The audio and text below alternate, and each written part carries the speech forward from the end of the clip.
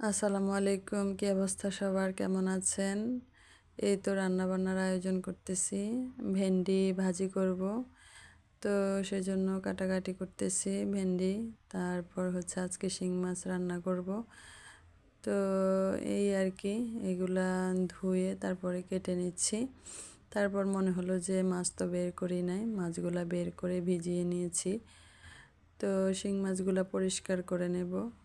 তো এখানে হচ্ছে আমি ভেন্ডিগুলা তেলের মধ্যে দিয়ে দিয়েছি। তো আমি আগে পেঁয়াজগুলো আগে একটু ভেজে নিতাম। এখন ইদানিং কেন জানি মনে হচ্ছে যে একসাথে দিয়ে দিই, এটা কেমন হয় দেখি। তো এভাবেই ভাজলাম, তো খারাপ হয় নাই। তো ভেন্ডিটাকে আমি এখানে একটু নাড়াচাড়া করে একদম অল্প আঁচে এখানে রেখে দিব। রেখে দিয়ে আমি শিং মাছগুলো পরিষ্কার করতে চলে যাব। তো শিং মাছগুলো কীভাবে পরিষ্কার করব দেখাবো। আসলে কে কীভাবে পরিষ্কার করেন জানি না, আমার কাছে যেভাবে ভালো লাগে আমি আসলে ওইভাবেই করে দেখাবো।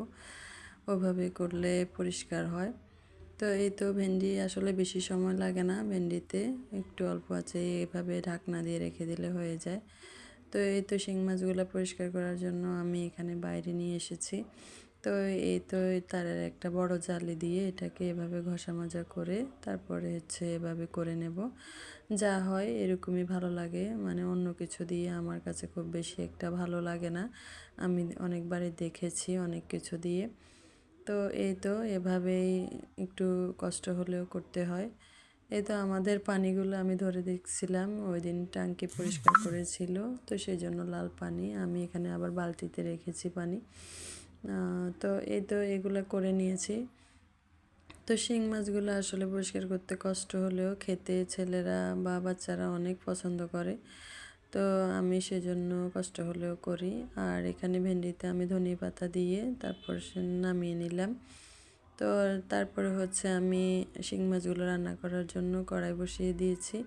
তারপরে এখানে একে একে মশলাগুলো দিয়ে দিয়েছি। এই তো একটু লবণ দিয়ে ভেজে নেব এটাকে। তারপর হচ্ছে পানি দিয়ে হলুদ মশলাগুলো একদম একটার পর একটা দিয়ে দিব।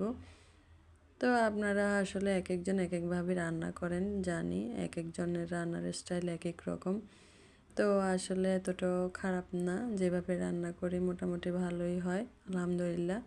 সবাইকে মোটামুটি মানে মেহমান আসলে খাওয়াইতে পারি, এটা অনেকে বলে যে ভালো হয়।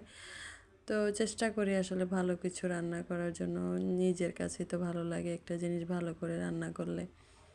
তো এখানে হচ্ছে আমি আলু আর একটা কলা ছিল, কলাটাও দিয়ে দিয়েছি। বাচ্চারা আলু খাবে, আমি কলাটাই খাবো। বাচ্চারা খুব বেশি অন্য সবজি পছন্দ করে না। তো একটু ঝোল দিয়েছি, কারণ অন্য কিছুতে ঝোল নাই আর আমরা একটু ঝোল খাই। বাচ্চারা একটু ঝোল খোঁজে, ঝোল ছাড়া খেতে চায় না। তো এই তো ধনিয়া পাতা দিয়ে নামিয়ে নিলাম। তো এই তো আজকে রান্না বান্না, এই তো ভর্তা করে ফেলেছি। তারপর হচ্ছে এই শিং মাছ রান্না আর ভেন্ডি ভাজি। তো কেমন হলো? আল্লাহ হাফেজ।